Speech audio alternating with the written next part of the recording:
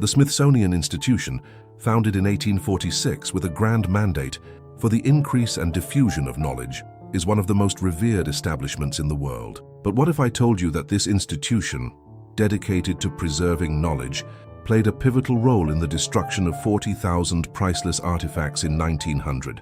What happened to these historical relics? Why were they destroyed? And why has the Smithsonian done everything in its power to keep the truth hidden? The answers to these questions aren't just shocking, they reveal a systematic cover-up that continues to this day. If you think you know the Smithsonian, think again. Let me take you back to the late 1800s, a time when the American frontier was alive with discoveries. Across the nation, from Ohio to California, giant skeletal remains were being unearthed. The newspapers of the time were filled with reports: massive bones, strangely large skulls, and human remains unlike anything seen before. These discoveries sparked public fascination. Some newspapers claimed they were the remains of an ancient civilization, one far older than the Native American tribes that inhabited the land. Could this be the proof of a lost race, an ancient people forgotten by history? Every one of these discoveries, from giant skulls to entire skeletons, had one thing in common. They all ended up at the Smithsonian Institution. Countless reports detail how these giant bones were sent to Washington, D.C. for study. But after they arrived, something curious happened. The trail goes cold. No reports, no research, no articles, nothing. Just silence. Why? What happened to these artifacts once they entered the institution? Why did the Smithsonian, the very place dedicated to preserving knowledge, erase every trace of these finds? This is where the real investigation begins. The truth I uncovered is far darker than I ever imagined. It wasn't just the destruction of physical artifacts that was troubling, it was the deliberate effort to control the narrative surrounding them. I began to dig deeper, and what I found was an intricate system of suppression, a system that goes all the way to the highest levels of the Smithsonian. But before we get into that, let me share something most people don't know. The Smithsonian Institution today holds over 157 million items in its collections. That's right, 157 million objects, artifacts, and specimens from across the world. It's the largest collection of its kind. However, what they don't tell you is this: only about 1% of that collection is actually on display at any given time. 1%. That means over 155 million items are hidden away in climate-controlled storage facilities, vaults, and restricted archive rooms, out of the public eye. What's in those rooms? What's behind those locked doors? And why does the public have no access to it? One of the largest storage facilities is located in Suitland, Maryland, known as the Museum Support Center. This complex houses millions of items, many of which belong to the Smithsonian's anthropology collections. But these items are not accessible to the public. To even request access, researchers need to submit a special application, a process that can take months. The Smithsonian has built a system that makes it nearly impossible for anyone outside their circle to see what's hidden in these vaults. And here's where things get even more disturbing. The Smithsonian is not subject to the Freedom of Information Act, FOIA. This means they are not obligated to release documents or provide transparency the way federal agencies must. The institution operates under its own set of rules, its own internal policies, and these rules ensure that whatever they choose to disclose stays under their control. This is where the problem starts. When researchers or journalists try to uncover the truth about what's hidden within the Smithsonian's walls, they hit a brick wall. And that wall is built on decades of bureaucratic power and institutional secrecy. But let me take you back to the roots of this cover-up. In 1865, the Smithsonian faced a devastating fire. This fire destroyed not only irreplaceable artifacts and records, but also the very foundation of the institution itself.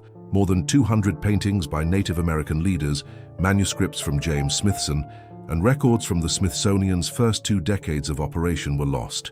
As a result, any effort to trace the origins of early Smithsonian collections became virtually impossible. When researchers today ask for information about specific items from those early years, the response is always the same. We have no records. They were destroyed in the fire. This loss was a tragedy, but it also served a purpose. It erased any trace of what had been brought into the institution in its formative years.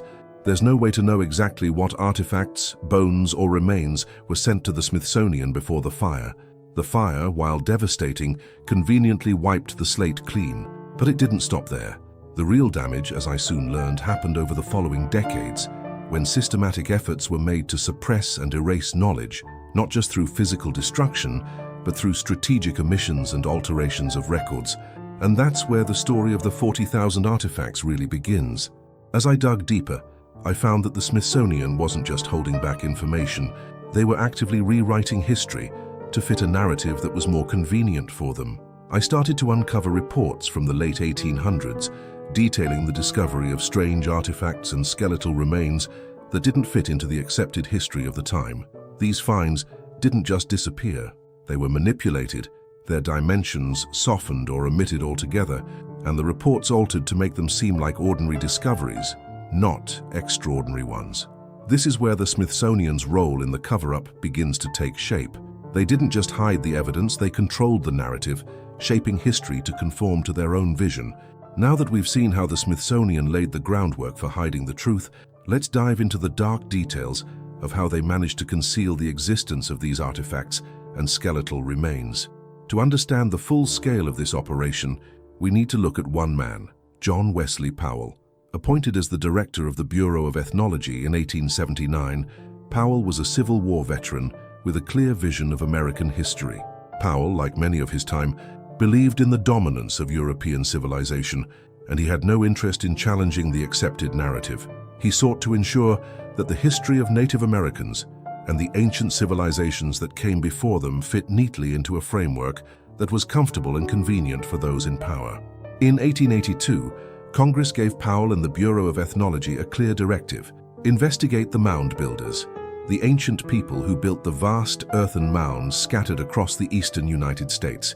These mounds contained strange artifacts, including copper ornaments, ceremonial objects, and human remains that didn't match any known culture. Thousands of mounds stretched across the country, and many of them contained strange bones that were larger than anything typically found in Native American burial sites. These discoveries should have raised questions about pre-Columbian civilizations in America, but Powell had already decided what the answers would be.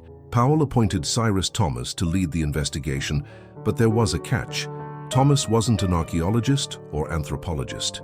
He was an entomologist, a bug specialist. Nevertheless, Thomas was put in charge of one of the most significant archaeological questions in American history. He spent over a decade examining the mounds, and in 1894, he published his findings. According to Thomas, the mounds were built by Native Americans, and there were no mysterious ancient civilizations. There was no evidence of a lost race, no giant skeletons, just ordinary burial practices of the indigenous peoples of North America. But Powell's decision wasn't based on evidence. It was based on his own predetermined conclusions. He didn't want the truth to emerge because it would challenge the prevailing historical narrative. He didn't want to acknowledge that there could have been a civilization older than the Native Americans, especially one that didn't fit into the Western European-centric view of history. So, Powell's Bureau of Ethnology suppressed any findings that didn't align with their official stance. If any bones or artifacts didn't match what they expected, they were dismissed as mistakes or misidentifications. This wasn't an isolated event, it was a systematic effort to control the narrative, to make sure that history was written in a way that suited those in charge. The question remains, what happened to all the bones and artifacts that didn't fit into Powell's narrative? The answer is chilling. Many of them were sent to the Smithsonian Institution, where they were buried in the vast collections that were closed off to the public. They were tucked away in restricted storage, never to see the light of day again. And this wasn't just a matter of academic oversight, it was a deliberate attempt to erase history. In the years that followed, the Smithsonian continued its policy of suppression. They amassed over 18,000 Native American skeletal remains, many of which were taken without consent from indigenous graves. These remains were stored in vaults, hidden from the public eye, and catalogued under systems that were inaccessible to anyone outside the institution. Access to these remains was heavily restricted, and even today, much of this collection remains sealed off, locked away behind layers of bureaucracy. The Smithsonian's control over these artifacts and human remains ensured that no independent researcher could ever challenge their narrative. But it gets worse. In the early 1900s, the Smithsonian hired a man named Ales Hrdlicka, a physical anthropologist who would become one of the most influential figures in American archaeology. Hrdlicka was notorious for his dismissive attitude toward anomalous skeletal remains. He insisted that any reports of oversized or unusual skeletons were the result of amateur errors, misidentifications, or exaggerations. He built a career on downplaying any evidence that didn't fit his narrow understanding of human history. If a discovery didn't align with the accepted norms, it was simply dismissed as a mistake. For decades, Hrdlicka oversaw the Smithsonian's physical anthropology department, controlling what was studied, what was accepted, and what was buried. He held the keys to the institution's most valuable and controversial collections, and he used his position to prevent any new discoveries from challenging the official story. The bones that had been collected, the remains that were shipped to Washington, all sat quietly in the vaults of the Smithsonian, hidden away from the world. These findings weren't shared with the public, and they weren't published in scientific journals. The Smithsonian had become a fortress of silence, a place where inconvenient truths went to die. But it wasn't just the bones that were being hidden. Entire theories and lines of inquiry were shut down. The Smithsonian issued directives that discouraged any research into pre-Columbian contact with other civilizations, or any theories that suggested there might have been lost tribes or ancient peoples who predated Native American cultures. These theories were labeled illegitimate and were actively suppressed. Researchers were told not to waste their time exploring these ideas, and anyone who pursued them risked being ostracized or discredited. The Smithsonian, the very institution tasked with preserving knowledge, had become a gatekeeper, controlling what knowledge was allowed to enter the public domain. The manipulation of history at the Smithsonian didn't stop at the mounds. As time went on, the institution's policies only grew more restrictive. In the 1920s, reports of anomalous skeletal discoveries stopped completely, not because the discoveries had ceased, but because the reporting had stopped. The Smithsonian had perfected its system of silencing inconvenient facts. Artifacts, bones, and remains continued to be collected, but they were locked away, never to see the light of day. In a way, the Smithsonian became a microcosm of a larger problem in American history: the systematic erasure of inconvenient truths. The stories that didn't fit into the official narrative were buried, ignored, or outright destroyed. And for decades, the public was kept in the dark. What happened to these bones, these artifacts? What truths were hidden? The answer is one that we are only just beginning to uncover. And as more people begin to question the Smithsonian's narrative, the truth becomes harder to ignore.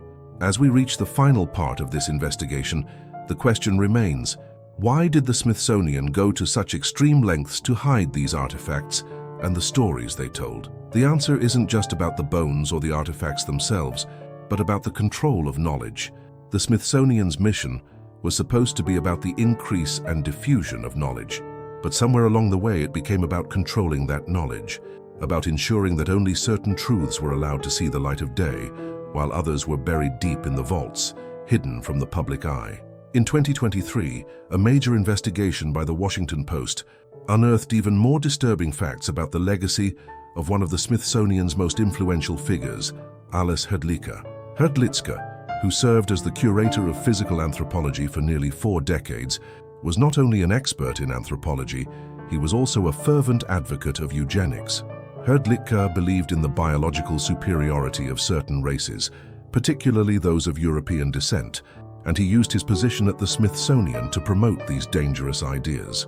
Under his leadership, the Smithsonian collected over 30,000 human remains, including 255 brains, many of which were taken without the consent of the individuals or their families. Hrdlicka traveled to remote locations like Kodiak Island in Alaska, where he paid indigenous children to dig up human bones from their ancestors' graves. These remains were shipped back to Washington and catalogued by the Smithsonian as part of Hrdlicka's scientific work. Hrdlicka's policies and his deeply flawed beliefs were not an isolated incident. His actions were a reflection of a broader culture at the Smithsonian, one that prioritized the preservation of a specific historical narrative over the pursuit of truth. This culture permeated every level of the institution, from the curators to the researchers, to the very way the public was allowed access to information. When it came to anything that threatened the accepted narrative, especially anything related to anomalous remains, giant skeletons, or the possibility of pre-Columbian civilizations, the Smithsonian had a clear policy: dismiss, suppress, or destroy. And it wasn't just Hrdlicka's theories that shaped the direction of the institution. As we've seen, the Smithsonian had been systematically altering reports and records to ensure that certain discoveries that didn't fit the institution's narrative, were either rewritten or disappeared altogether. The suppression of these finds wasn't just academic, it was institutionalized. Over the years, the Smithsonian became a powerful gatekeeper, one that controlled who could access the evidence and what conclusions were allowed to be drawn. Researchers who dared to question the narrative were often sidelined, and those who tried to investigate the anomalous remains found themselves running into a wall of silence. But why was the Smithsonian so determined to control this narrative? It goes back to the idea of what knowledge was deemed acceptable and who had the power to determine that. The Smithsonian wasn't just hiding artifacts, it was hiding truths that could potentially reshape the entire understanding of American history. If these giant bones, these unusual skeletal remains, were allowed to be studied and acknowledged, it would mean that the history of Native Americans and early civilizations would need to be rewritten. It would challenge the very foundation of the historical narrative that had been carefully constructed for centuries. A narrative that placed European settlers at the center of American history, with Native Americans merely existing as footnotes. The Smithsonian didn't want to risk exposing a past that threatened the political and cultural power structures of its time, but perhaps the most unsettling part of this entire story is the fact that this cover-up continues to this day. The Smithsonian's vaults, filled with millions of items, remain closed to the public. Researchers still struggle to gain access to the most critical collections, and when they do, they face layers of bureaucratic red tape and restrictions. Despite the growing pressure for transparency, the institution's internal policies remain firmly in place. The question isn't just about what's hidden in the Smithsonian's collections, it's about what the institution has chosen to hide from the world and why. And even more disturbing is the legacy of those who controlled the Smithsonian. Figures like Hrdlicka, whose deeply problematic beliefs have been officially discredited, continue to shape the institution's policies. Despite the public apology issued in 2023 for the abhorrent and dehumanizing actions carried out under Hrdlicka's direction, the conclusions he drew about anomalous skeletons and giant remains still stand as the Smithsonian's official stance. The evidence is still locked away, and no one has revisited it with modern technology or unbiased eyes. The bones remain in the restricted vaults, and the story remains buried. In many ways, the Smithsonian has become a symbol of a larger problem in the world, the control of knowledge by powerful institutions. What happens when those in charge of preserving history decide which parts of it are worth preserving and which parts are worth erasing? What happens when the guardians of knowledge become the gatekeepers of truth? The answer is that history gets rewritten, important discoveries are ignored, and inconvenient truths are buried. And the public, for generations, is kept in the dark. But this doesn't have to continue. The truth about the Smithsonian's destruction of 40,000 artifacts and the story behind the suppression of knowledge is one that needs to be told. The question is, will we continue to trust the institutions that control our history, or will we demand to know what they've been hiding all these years? The answers are out there, locked away in vaults and hidden in archives, and it's time we uncovered them.